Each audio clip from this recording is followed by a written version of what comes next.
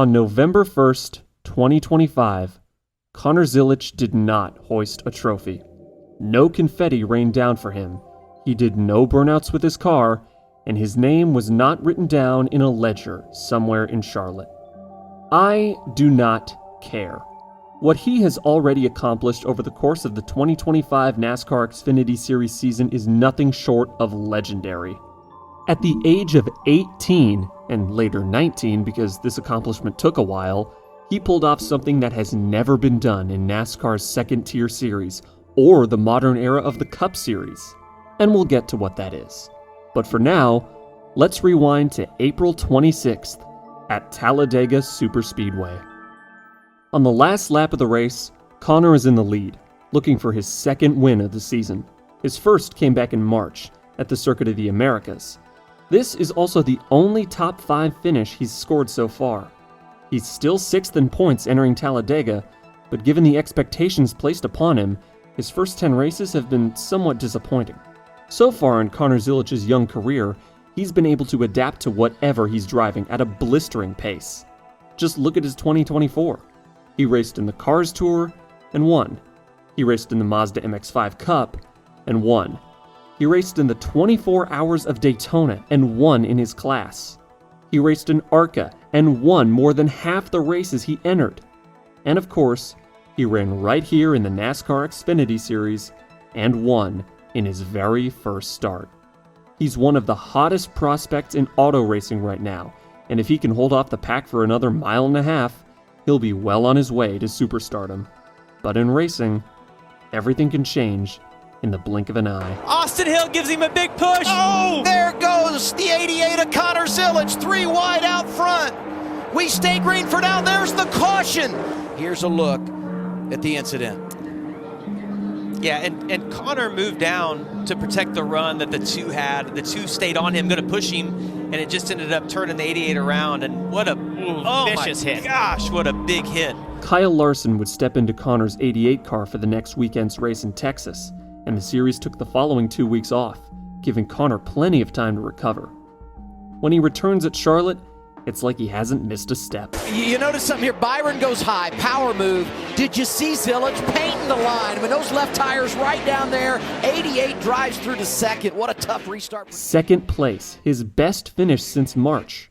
He matches it at Nashville the next week, but he's going to lose his crew chief, Marty Lindley, for one race after several missing lug nuts on a pit stop. But not at Mexico City, where he starts on the pole, but Ty Gibbs muscles him off the track on the second lap. Connor chases him down and shows Ty a lot more grace than Ty showed him. He avoids Christopher Bell spinning behind him, but never gets past Gibbs. When he does take the lead, he takes it from Carson Kvapil, as pit strategy has put Gibbs behind them.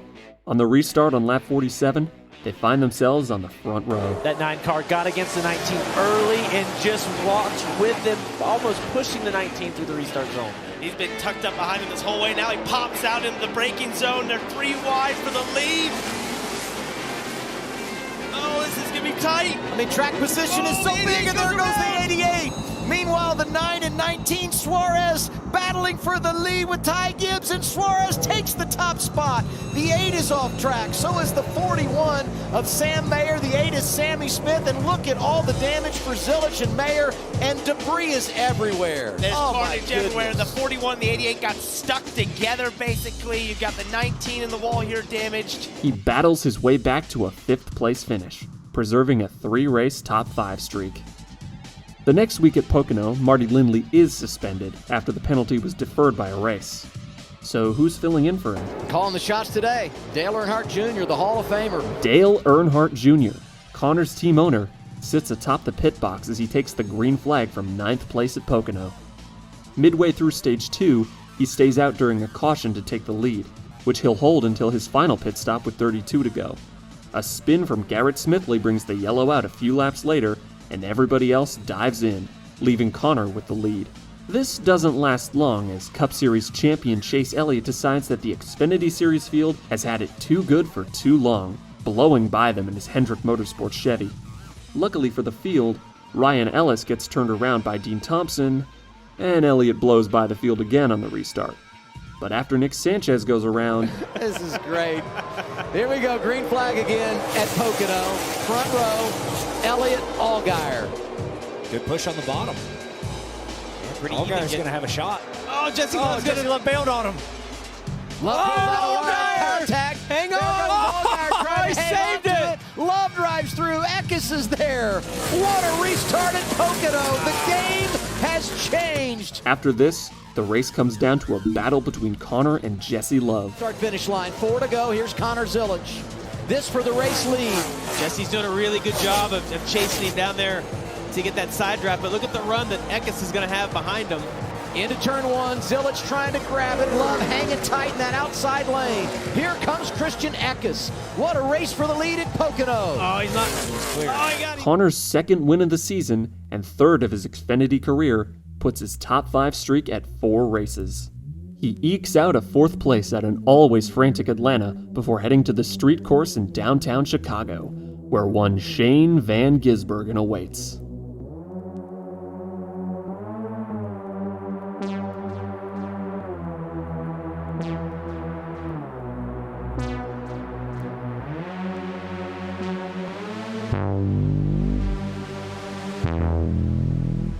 Van Gisbergen has won everything there is to win in the Australian Supercars Championship, and he came to NASCAR in 2023 as they came to the streets of Chicago for the very first time.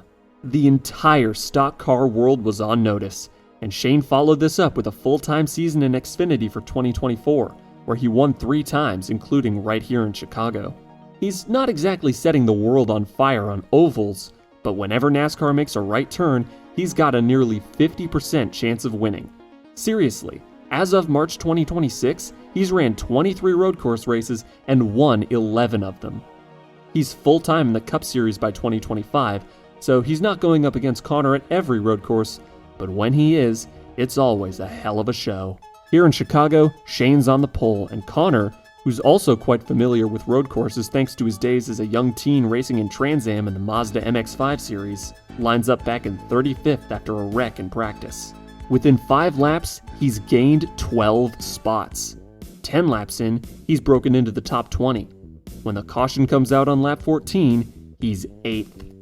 He pits at the end of the stage, dropping back to 20th after a long stop to make some adjustments to the car. This isn't much of a problem since he's back up to 9th at the halfway point.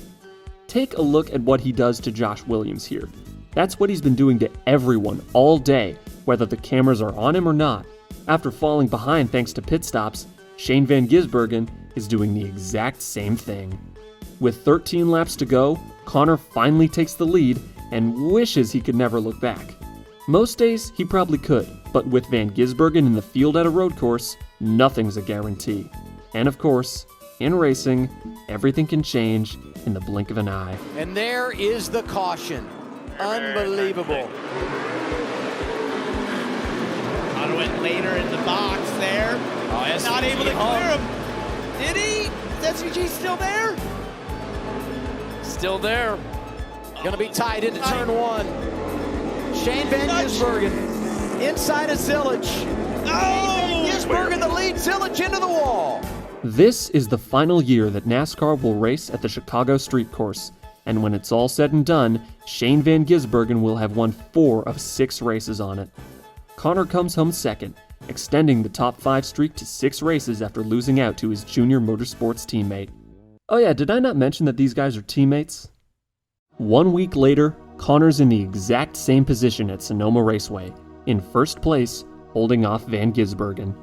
These two have led 65 of the 74 laps that have been run thus far, and they'll lead all of the final 5. The only question is which one of them will take the checkered. So the 18-year-old rookie in his very first season driving full-time at a high level is being hounded by the 36-year-old road course god with 80 Australian Supercars wins under his belt, and who just last week made the pass to beat him with 2 laps to go. If Shane can goad Connor into making just one mistake, it'll be over. Back at times, I have to wonder if he's just cooling things down a little bit. Is It's a great run there. Down to turn 7. Zilisch leading Van Gisbergen. This is the closest he's been through 10. See, he uses all that right there, dips left front in the dirt. Not not close enough. Zilisch great off 11 last time. You heard that from his spotter. Van Gisbergen is there, but once again the drive off creates a little breathing room for Zilisch. 4 laps to go as they come back this time.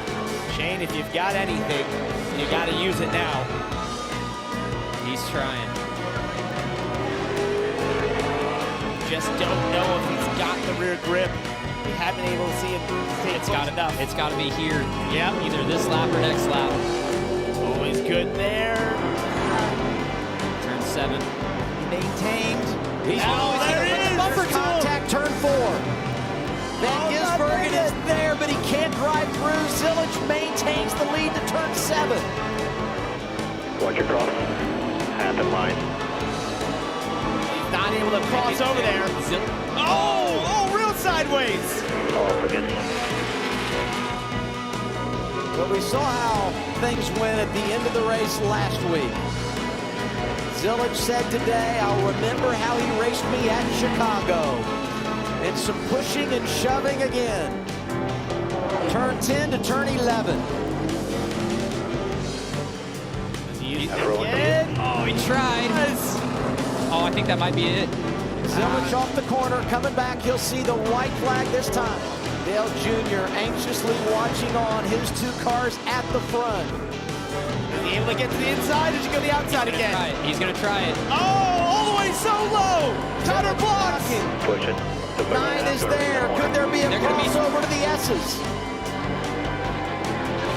Not quite able to get there. Turn 11 could be the place. Connor Zilisch trying to hang on to this for another half a lap. Shane knows Connor's better than in 10. He's gonna have a perfect turn 10 here. He's been using more space than anyone.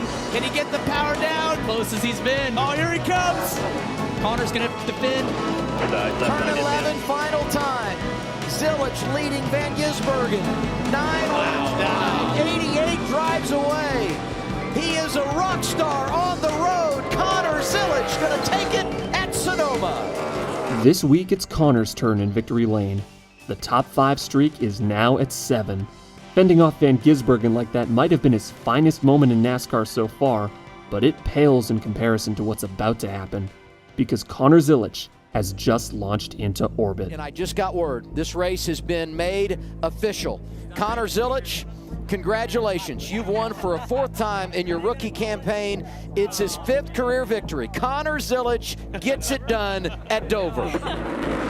From the center off. He's there again. Same move again. What a move. Here comes Zilisch. But Mayer's gonna go with Zilisch this time. 41 pushing the 88. Connor Zilisch to the race lead. I love this. Mayer trying to get second. Here's Larson. I love the decision by Sam Mayer, though, to commit right here. It's going to get him into second place. Can he now get that run that he needs? Zilisch has been fast all day long. Off the turn. Hell yeah, boys! Final time. Connor Zilisch is absolutely on fire. 3rd win in a row comes at Indianapolis, and it's happy 100 for Junior Motorsports. They hit the century mark. 2 more wins in quick succession at Dover and the Indianapolis Motor Speedway. Between these 2 races is his 19th birthday. I hope he got a case for all these trophies. He appears to fall back down to earth at Iowa, finishing 4th. Our standards have become so high that 4th place is disappointing now.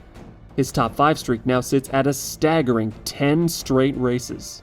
Next up, the road course at Watkins Glen, and another matchup with Shane Van Gisbergen. For now, status quo out front. Shane Van Gisbergen leading into turn 1 over Connor Zilisch. Yeah, and we always talk about how good SVG is into the braking zones, but as you look at that perspective right there, you can see the 88 able to roll in just a little bit deeper on him. Shane's going to be able to hold him up for 20 more laps. I feel like Connor's being pretty patient right here. Has been inside of him a couple times. As he gets inside of him again and locks up that left front or right front tire on the inside of that corner. Connor's being very, very gracious to Shane right here. The chase to turn 2. Yeah, side by side, trying to get through the S's. It's so hard to go through there side by side. Connor's just trying to time this run out where he can get him into a braking zone, but Shane just kind of managing this. Their lap times aren't good right now because of all the defensive driving that he's having to do. It's important to note that even in his days in Australia, Van Gisbergen was known as an aggressive driver. He carried this style over to NASCAR, as seen when he launched it into Turn 1 in Chicago to pass Connor. In a post-race interview, Connor said Shane wasn't driving dirty, it was just an unexpected move, one that he would handle differently if given a second chance.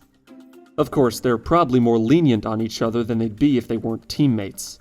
And being his teammate, Connor is learning from Shane. Around the carousel. Blocking the shit out of him. Marty Lindley, the crew chief. Oh, you see, Connor's going to get to his outside. If he can run side by side with him through this corner, it's going to be in the preferred position. I think Shane might have let go just a little bit there. Power man. There's the contact. Van Gisbergen around. Zilisch takes the lead. Hard hit for the 9. Caution is out. Oh my goodness. For the first time, Connor and Shane have come to blows on the racetrack. Shane's out of it, and the race is essentially over at this moment. Of course, if you were watching this live, you'd probably dispute that. Austin Hill pushes Connor out of the way on the restart, and he loses 5 spots. But Connor Zilisch is going to find a way to win, no matter what. He takes the lead and runs just before Hill takes a wrecking ball to the entire field. With the only cars that could come close to him out, he cruises to his 4th victory in 5 races, extending his top 5 streak to 11. He's got all the momentum in the world on his side and is a clear favorite to win the championship. He's even got a one-off Cup Series start scheduled for tomorrow, so perhaps he and Van Gisbergen will have a rematch. But he won't race tomorrow, because in life, everything can change in the blink of an eye. Oh, he went down on the cage stand. Oh my gosh, he fell. Oh my gosh. The video makes this look a lot worse than it is, mostly through what it doesn't show. He falls so fast that the camera can't keep up with him, and one assumes that he lands right on his head, which thankfully wasn't the case. He's cleared of a concussion and any other head injuries, but he still broke his collarbone in the fall. And after the Xfinity Series takes a week off, they head to Daytona, a track where Connor won't be able to run the full race distance with his injuries. On the 13th lap of the Wawa 250, Connor Zilisch pulls into the pits and gets out of the car, and substitute Parker Kligerman climbs in. It's true that whoever starts the race is officially credited for all of it, so there's still some chance that the top 5 streak could continue, but realistically, with Connor out of the car and the inherent randomness of Daytona, it's looking like, at 11 races and bookended by injuries, the streak is over.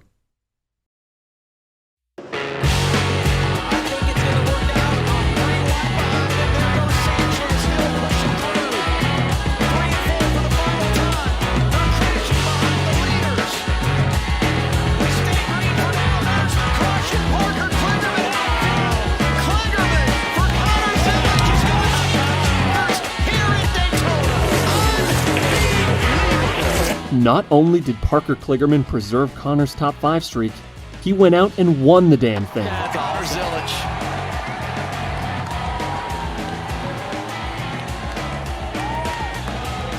A week later, Connor is cleared to run the full race at Portland International Raceway.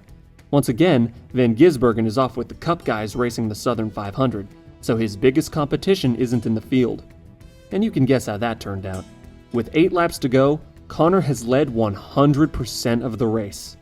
Until Austin Hill gets the jump on him on the restart, and he barely escapes the chaos that is the Portland chicane. With a tire rub caused by contact with William Sawalich, Connor chases downhill, who's no slouch on the road courses, and does not make the pass before the caution comes out for a stranded Jack Perkins. Instead, he takes the lead the same way that Hill did, on the outside into turn 1 on the restart. In a brilliant display of Portland's driving standards, 0 of the leaders made the corner, including Zilisch. But he was fastest of the guys who didn't make the corner, which was everybody, and even with the lingering tire rub, ran off into the distance to claim his 6th win in 7 races. Another week later, the Xfinity Series heads to East St. Louis for the regular season finale at Gateway, where Connor leads 121 of the 160 laps and won his 7th of 8. This is a mind-bending accomplishment, the likes of which has not been done in NASCAR's second-tier series ever. Jack Ingram never did this. Sam Ard never did this. Kyle Busch never did this. And in the Cup Series, it hasn't been done since the king, Richard Petty, during his mythical 1967 season in which he won 27 of 49 races. This season's centerpiece was his 10-race winning streak that lasted from Bowman Gray Stadium in August to North Wilkesboro in October. In the modern era of the Cup Series, beginning in 1972, this feat has never been accomplished. Several have come close, though. In 1973, David Pearson won 9 of 10 races in a row that he entered. As with most things to do with Pearson's career, it could have been even more legendary had he run the full season. Dale Earnhardt won 6 of 7 in 1987, as did Jeff Gordon during his legendary 1998 season, just one off of Connor Zilisch's Xfinity record. It's near impossible to go on an 8-race run in which you win 7 of them. You have to be the best driver in the field week in and week out with the best equipment and have luck on your side. Plus, it's not necessary to achieve the end goal of winning the championship in a series containing over 30 races per year, with 40 other drivers on the track every week. But there's just something special to me about tearing up the competition with a winning streak like this, getting knocked down, and then getting back up to go on another streak. Speaking of streaks, Connor's top 5 streak now stands at 14 races, and it is not stopping here. At Bristol, he finishes 5th. At Kansas, he places runner-up to Brandon Jones. And at what would turn out to be the last Xfinity race at the Charlotte Roval, he won, leading 61 of the 67 laps. His usual road course sparring partner Shane Van Gisbergen is absent, as Cup drivers were barred from entering Xfinity Series playoff races. This lands his top 5 streak at 17 races. For more than half the season, Connor Zilisch has been finishing in the top 5 over and over without fail. Once again, this has never been done in NASCAR's second-tier series, and in the Cup Series has most recently been surpassed in 1971, again before the modern era, and again by the King. But it has been matched. Jeff Gordon in 1998, en route to one of the most dominant championships of the modern era, put up 17 straight top 5s, from Michigan in June through Daytona in October. If Connor Zilisch can finish in the top 5 at Las Vegas Motor Speedway, he'll stand alone in the modern era. Did he pull it off? What do you think?